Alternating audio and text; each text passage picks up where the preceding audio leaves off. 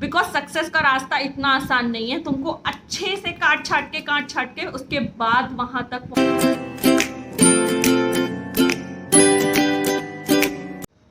Hi guys, welcome back to my YouTube channel. This is Marshika और आप सभी का स्वागत है मेरे यूट्यूब चैनल पर। सो गाइस, आज का जो वीडियो है, जैसे कि हम लोग यहाँ पे डेली व्लॉग्स डालते हैं, मैं आपको डेली व्लॉगिंग करके दिखाती हूँ कि क्या क्या मेरे दिन का रूटीन है एंड ऑल। तो उसके साथ ही साथ because we are a family, तो हम लोगों का बात करना भी आपस में ज़रूरी है। एंड जो भी प्रॉब्लम्स हम लोग अपनी लाइफ में फेस करते हैं, उनको शेयर करना बहुत ज़्यादा ज़रूरी है। तो यार देखो, मैं भी तो इंसान हूँ, हर वक्त वो रूटीन लाइफ के साथ साथ मेरे अपना भी एक इमोशनली कुछ चीज़ें हैं जिनके साथ मैं डील करती हूँ। तो एक प्रॉब्लम है जिसके साथ मैं काफ़ी टाइम से डील कर रही थी और अभी भी कर रही हूँ। वो प्रोसेसिंग में है अभी। ऐसा कह सकते हो कि पहले से चीज़ें थोड़ा ठीक होनी शुरू हुई है, because I am working on that. चीज़ों को ठीक करने के लिए आई एम वर्किंग। तो मैंने सोचा कि क्यों ना उस तरीके की प्रॉब्लम जो है, वो बहुत कॉमन प्रॉब्लम है बिकॉज, तो आप लोगों की लाइफ में भी हो सकती है। तो आप में से जो लोग भी इस प्रॉब्लम के साथ डील कर रहे हैं या रिलेट कर पाओगे, उनको हो सकता है एक या दो ऑल्टरनेटिव्स मिल जाए उस प्रॉब्लम को ठीक करने के लिए। तो चलो आज बात करते हैं ओवर थिंकर्स के बारे में। Are you an over thinker? क्या आप एक ओवर थिंकर हैं? बिकॉज मैं तो हूँ और बहुत टाइम से हूँ। ऐसा नहीं है कि अभी से ये चीज़ शुरू हुई है। राइट फ्रॉम द बिगनिंग मैं ऐसी ही हूँ, बिकॉज आई एम सेंसिटिव। ऐसा मेरा अपना मानना है। हम सब अपने आप को हद से ज़्यादा अच्छे से समझते हैं, जानते हैं। तो वही एक बात है कि मैं अपने आप को जानती हूँ और मुझे पता है कि मैं बहुत ज़्यादा सेंसिटिव रही हूँ, इमोशनल रही हूँ। स्कूल में भी मेरे को रोतड़ू बुलाया करते थे बिकॉज छोटी छोटी बातों में मैं रोज आती थी। बट स्टिल मैंने उस पर वर्क किया। उसके बाद कॉलेज टाइम तक भी थोड़ा ऐसा ही चलता रहा, लेकिन अभी I am okay with it कि हाँ ठीक है। एक तो मुझे ये बात समझ में आ गई है कि इमोशनल होना कुछ गलत नहीं है, उसमें कुछ वीक होने से रिलेटेड कुछ नहीं होता। इट्स जस्ट कि वो हमारी लाइफ का पार्ट है और you should embrace your flaws as well as your जो भी आपकी स्ट्रेंथ्स हैं आपके, उसके साथ आपको अपने फ्लॉज को भी एम्ब्रेस करना चाहिए। पहली बात तो इमोशनल होना कोई फ्लॉ नहीं है, इट्स योर स्ट्रेंथ। तो उसको बस अलग नज़रिए से देखना आना चाहिए। तो आज हम कुछ इसी तरीके के टॉपिक पे बात करते हैं कि जो ओवर थिंकिंग है वो एक्चुअली में हमारी ज़िंदगी में वो एक्चुअली में एग्जिस्ट करती है, या फिर हम उसको बड़ा बना देते हैं। इतनी सी प्रॉब्लम को हम इतना बड़ा बना देते हैं क्योंकि हम उसके बारे में एक्सेसिव सोचते हैं। एक्सेसिव सोचना बहुत ही ज़्यादा डैमेजिंग हो सकता है, बिकॉज ये आपको इमोशनली अंदर से, इंटरनली, मेंटली डिस्ट्रॉय कर सकता है। तो बात करते हैं उनके रीजंस के बारे में, बिकॉज एक्चुअली में जब मैं खुद से ये प्रॉब्लम फेस कर रही हूँ तो मैंने इस प्रॉब्लम को समझने की कोशिश की है। खुद से इसके बारे में स्टडी कर रही हूँ, थोड़ा बहुत इधर उधर से जान रही हूँ, इंटरव्यूज़ वगैरह देख रही हूँ, जो लोग ऑलरेडी डील कर चुके हैं उनके साथ थोड़ा रिलेट कर पा रही हूँ। तो उसमें से मैंने कुछ मेजर और माइनर रीजंस ओवर थिंकिंग के निकाले हैं, ये समझने के लिए कि एक्चुअली में हम इसको ठीक कैसे कर सकते हैं। जब तक आपको प्रॉब्लम है क्या वो समझ नहीं आएगा, तब तक उसको ठीक करने का तो सवाल ही नहीं उठता। तो चलो आज उसी के ऊपर बात करती हूँ। फर्स्ट मैं आपको बताऊंगी कि 3 रूलिंग रीजंस हैं। मैंने 2 कैटेगरी में डिवाइड किया है। 3 रूलिंग रीजंस हैं उनमें से, और 5 बैकअप रीजंस हैं।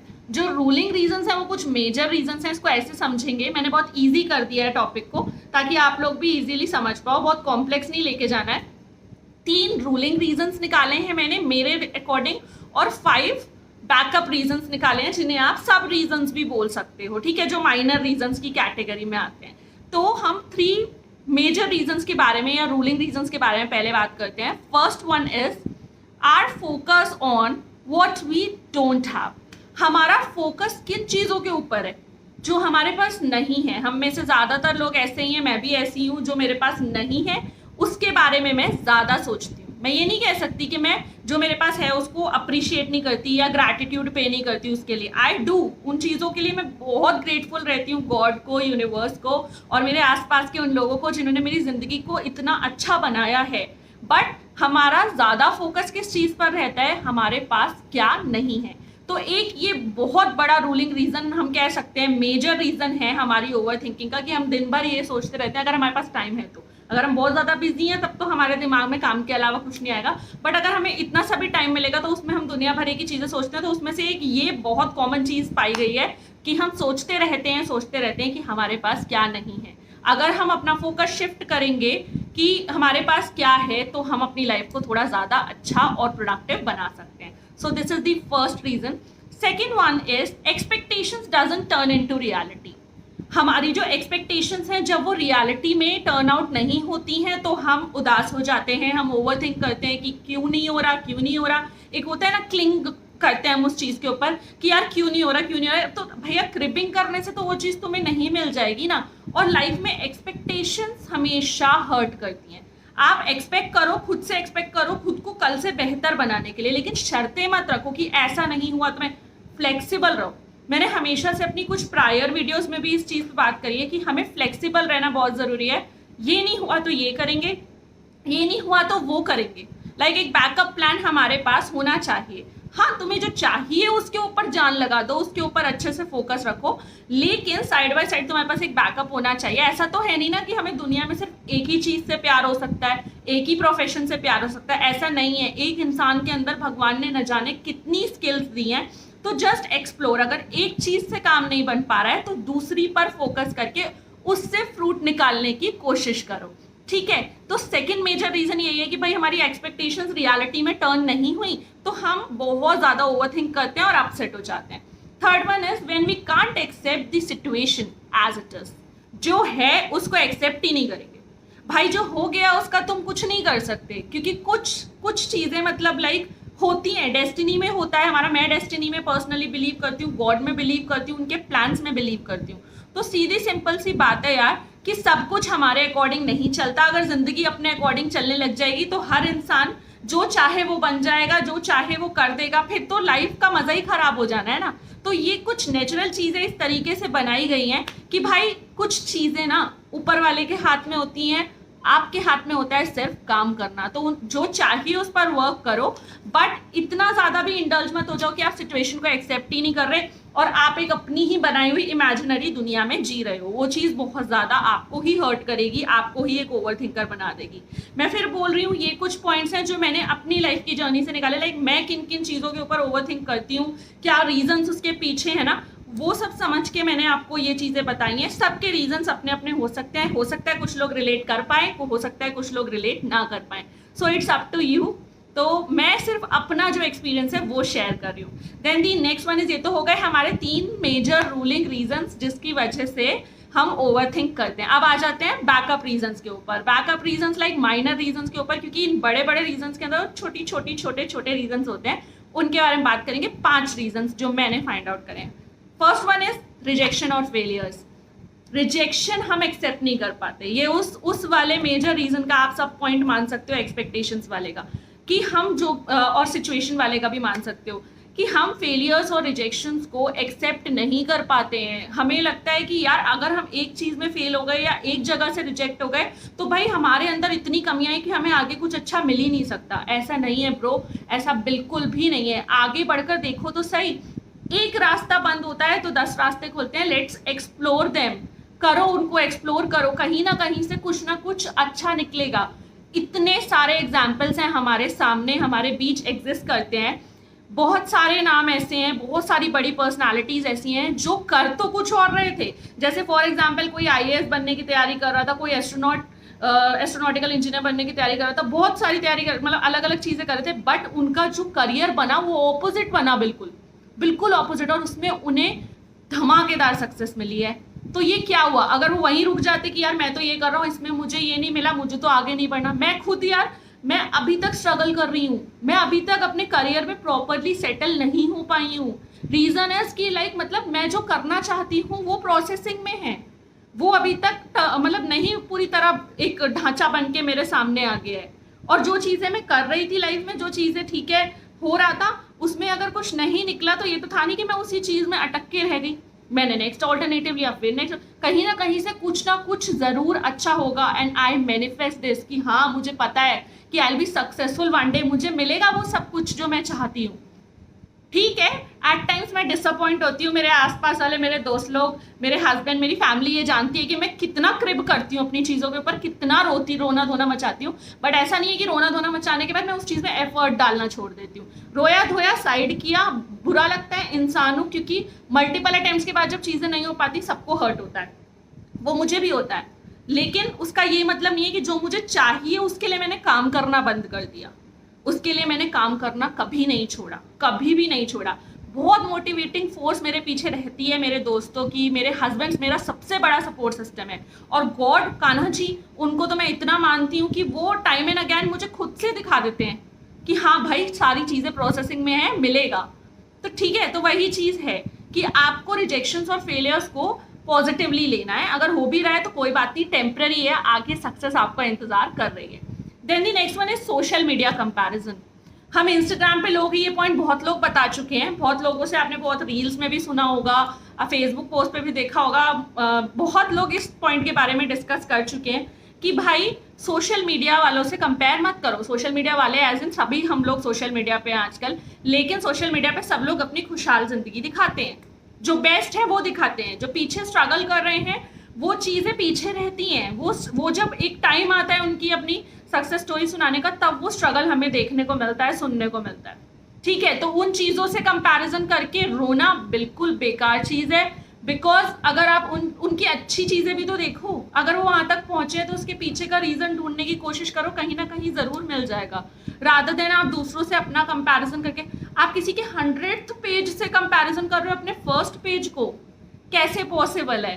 कैसे पॉसिबल है? उस चीज़ का सेम होना पॉसिबल नहीं है। सोचो, अगर सोच रहे हो तो इन चीज़ों के बारे में सोचो। ठीक है, then next one is relationship issues. बहुत कॉमन है, बहुत कॉमन है। अब इस रिलेशनशिप इश्यूज में आपके फैमिली के साथ रिलेशन भी आ सकते हैं, आपके स्पाउस के साथ भी आ सकते हैं, फ्रेंड्स के साथ भी आ सकते हैं। तो रिलेशनशिप इश्यूज भी एक बहुत, मतलब कह सकते हो आप कि ये बैकअप वाला रीज़न है कि हाँ रिलेशनशिप में हम बहुत ज़्यादा परेशान होते हैं, जिसके बारे में हम ओवरथिंक करते रहते हैं। देखो, जो राइट पार्टनर होगा ना तुम्हारी ग्रोथ में हेल्प करेगा, जो राइट फैमिली मेंबर्स होंगे तुम्हें हमेशा पॉजिटिव दिखाएंगे, तुम्हारे नेगेटिव्स में बात करेंगे तुम्हें सुधारने के लिए, बट गलत नहीं होंगे कभी भी। तुम्हें वो वाइब्स आ जाएंगी, वो इंट्यूटिव एनर्जीज अपने अंदर क्रिएट करना स्टार्ट करो, लोगों को पहचानने का। रिलेशनशिप इश्यूज अपने आप सॉल्व हो जाएंगे। और टेम्पररी रिलेशनशिप इश्यूज सबकी लाइफ में आते हैं, जब दो लोग साथ में रहेंगे तो भैया भिड़ेगी। तो जब भिड़ेगी तो ठीक है, वो तुम उस प्यार को क्यों नहीं याद रखते? और तुम्हारे दोस्त लोग तुमको कितना प्यार करते हैं, तुम्हारा हस्बैंड तुम्हें प्यार करेगा, वाइफ प्यार करेगी, फैमिली प्यार। तो अगर लड़ाई झगड़े हो भी रहे हैं तो take it easy, go with the flow, कि ठीक है आज लड़े कल सब ठीक हो गया। उसको अगर इतना ज़्यादा पकड़ के बैठ जाओगे ना तो कुछ नहीं होने वाला, फिर तो सारी जिंदगी परेशान रहोगे, क्योंकि लोगों से हमेशा घिरे ही रहोगे। आइसोलेटेड बन भी जाओ तब भी कुछ नहीं होने वाला। कितना इंट्रोवर्ट बनोगे, कितना आइसोलेशन में जाओगे, कहीं ना कहीं कोई ना कोई मिलेगा, उसके साथ डील करना पड़ेगा। उसके ऑल्टरनेटिव, उसके सॉल्यूशन पे वर्क करो। ठीक है, then the next one is what to do in life. Career के मामले में इस पर बोला है मैंने कि what to do in life. जो चीज़ मैंने अपने एग्जाम्पल से भी आपको बताई कि हम इस चीज़ को लेके परेशान रहते हैं कि हम करियर में क्या करेंगे, हम आगे क्या बनेंगे। वो हम ओवर थिंकिंग करते हैं, यार आज ये पेपर नहीं निकला तो कल तो मैं ये कर ही नहीं सकता। बहुत से ऐसे लोग हैं जो मतलब लाइक कितने सक्सेसफुल हुए हैं अपने करियर में, मल्टीपल टाइम फेलियर को फेस करके, और ज़्यादातर लोग वही हैं। ठीक है, बिकॉज सक्सेस का रास्ता इतना आसान नहीं है, तुमको अच्छे से काट छाट के उसके बाद वहाँ तक पहुँचाती है डेस्टिनी। यूनिवर्स के जो टेस्ट होते हैं ना, वो इतने ज़बरदस्त होते हैं कि नॉर्मल लोगों के जो टेस्ट या जो तुम एग्जामिनेशन हॉल में टेस्ट दे रहे हो कुछ भी नहीं। ज़िंदगी जब इम्तिहान लेती है, और ये बातें मैं बड़ी बड़ी बातें सिर्फ बोल नहीं रही हूँ, मेरे को मेरा पेशेंस, मैं बताती हूँ, पेशेंस में ज़ीरो थी मैं, ज़ीरो, और अभी भी बहुत ज़्यादा नहीं हूँ अच्छी। पेशेंस रखने में मैं ज़ीरो थी। ज़िंदगी ने मल्टीपल टाइम्स मेरा पेशेंस टेस्ट किया है, उसी पे चोट लगी है मेरे, और वहीं से मैं धीरे धीरे करके जितना भी कमा पाई हूँ ना पेशेंस में, ये तो यही कहूँगी पेशेंस अर्न किया है मैंने, जिसमें बहुत बड़ा हाथ मेरे हस्बैंड का है। बिकॉज वो बहुत पेशेंस वाले इंसान है, बहुत ज़्यादा। वो हमेशा मुझे पॉजिटिव रास्ता दिखा के ये बोलता था, पेशेंस रख सब होगा। जब भी मैं इम्पेशेंट होती हूँ वही हमेशा मुझे समझाता है। जब वो मेरा दोस्त था तब भी, आज वो मेरा लाइफ पार्टनर है तब भी। हाँ, मेरी लव मैरिज हुई है, तो वही है कि वही मेरा जो फ्रेंड एक लवर में चेंज हुआ, फिर उसके बाद हस्बैंड में, एक चीज़ कॉमन थी, पेशेंस सिखाने वाला वही बंदा था मेरे पास, जिसने मुझे सबसे ज़्यादा पेशेंस सिखाया। तो भाई पेशेंस रखना बहुत ज़्यादा ज़रूरी है अगर कुछ अच्छा चाहिए, कुछ बड़ा चाहिए। देन फाइनेंशियल प्रॉब्लम्स, पैसा सबको चाहिए, बट लिटरली बताऊँ, पैसा कमाना बहुत ज़्यादा डिफिकल्ट नहीं है। मैंने ये चीज़ें बहुत जगह पे पढ़ी हैं, देखी हैं, और रियल लाइफ में भी लोगों के साथ एक्सपीरियंस मैंने ये वाले शेयर किए हैं कि पैसा आप अपने किसी भी टैलेंट से, किसी भी मतलब लाइक एजुकेशन से, किसी भी चीज़ से आप पैसा कमा सकते हो। तो उस प्रॉब्लम को इतना बड़ा क्यों बना के सोचना? हम ऐसे जरिए ढूंढेंगे ना जहाँ से हमारा इनकम का जो फ्लो है वो आसान हो सके। बेसिकली सारी चीज़ों को अगर मैं मिला लूँ तो एक ही कंक्लूजन निकलता है कि इतना सोचने से बेटर है कि करना स्टार्ट कर दो। जो तुम्हारे दिमाग में आए, मन में आए, जो चीज़ें तुम्हें लगती हैं कि तुम्हारे पर्टिकुलरली ये जो रीजंस थे इनमें से अगर आप कोई प्रॉब्लम फेस कर रहे हो तो भाई उनके सॉल्यूशंस आपके आसपास ही एग्जिस्ट करते हैं, उन पे वर्क करना स्टार्ट कर दो, अपने आप चीज़ें आसान लगेंगी। ठीक है, बिकॉज मैं भी यही सीख रही हूँ, मैं भी तुम लोगों की तरह ही, आप लोगों में से जो लोग रिलेट कर पा रहे हो उन लोगों की तरह ही ये प्रॉब्लम्स फेस कर रही हूँ। लेकिन मैं सीख रही हूँ कि हाँ ठीक है, मुझे क्या करना है, कैसे नहीं करना, क्या इसके पीछे रीजंस, तभी ये रीजंस अभी मैं फिलहाल मैंने रीजंस तक एक्सप्लोर किया है, तो मैंने रीजंस डिस्कस किया। आगे जो भी चीज़ें होंगी I definitely share with you guys. And अभी मैं रिसेंटली सोच भी रही हूँ इंस्टाग्राम पे मैं लाइव जाऊँगी, वहाँ पे मेरा हीलिंग हैंड्स नाम का एक पेज है, हीलिंग हैंड्स नाम का पेज है, तो उसके ऊपर लाइव जाना है मुझे, तो मैं वहाँ पे भी लाइव जाऊँगी और वहाँ पर भी कुछ इस तरीके के टॉपिक पर डिस्कस करूँगी, इससे रिलेटेड और दूसरी प्रॉब्लम से रिलेटेड। तो अगर आप लोग इंटरेस्टेड हो तो you can join my live there. आप हीलिंग हैंड्स सर्च कर सकते हो, वरना डिस्क्रिप्शन बॉक्स में मैं लिख दूंगी कि क्या है और क्या डाल के आपको सर्च करना है, तो डिस्क्रिप्शन बॉक्स में आपको मिल जाएगा, वहाँ फॉलो करो टाइम एंड अगेन। वहाँ पे हम इस तरीके के इश्यूज़ को डिस्कस कर सकते हैं, लाइफ के और भी दूसरे नज़रिए एक्सप्लोर कर सकते हैं। एंड बाकी मेरा पर्सनल इंस्टाग्राम हैंडल है इट्स मर्शिका 10, डिस्क्रिप्शन बॉक्स में मिल जाएगा, जाके फॉलो कर सकते हो अपडेटेड रहने के लिए। So thank you for listening, that's it for today. And जो भी लोग चैनल पर न्यू हो, आप लोगों से गुजारिश है, अगर वीडियो पसंद आया तो चैनल को लाइक, शेयर एंड सब्सक्राइब कर दो, बेल बटन को हिट करना मत भूलना, ताकि आगे आने वाली वीडियोस की नोटिफिकेशंस आपको मिलती रहें। मिलती हूँ बहुत जल्द आपसे एक न्यू वीडियो के साथ, तब तक के लिए अपना ध्यान रखिएगा। Bye guys.